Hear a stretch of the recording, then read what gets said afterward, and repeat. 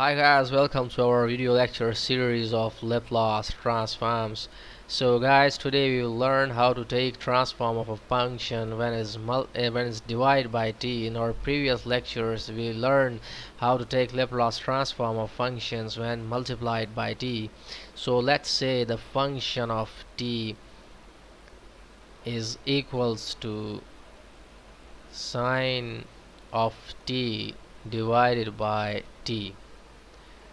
Now the general idea here is that the Laplace transform of function of t, let's say 1 upon t multiplied by g of t, when the function of t is divided by t, then the Laplace transform is generally given by integral s to infinity g of s ds. Now the g of t in this case, in this question, is sine t.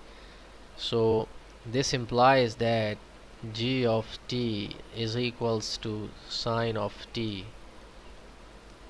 So now from this g of t I will find g of s. So the Laplace transform of g of t will be equal to Laplace transform of sine of t, which will be equals to 1 upon s squared plus 1.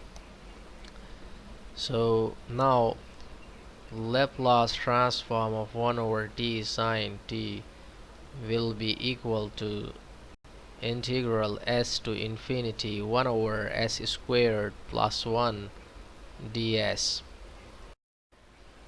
Now the integral of s to infinity 1 over s squared plus 1 ds, this will be simply equals to tangent inverse s from s to infinity.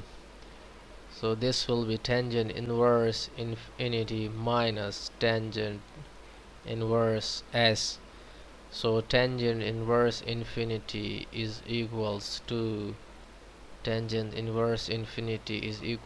pi divided by 4. So this will be equal to pi divided by 2, sorry, it's pi divided by 2. So pi divided by 2 minus tangent inverse s.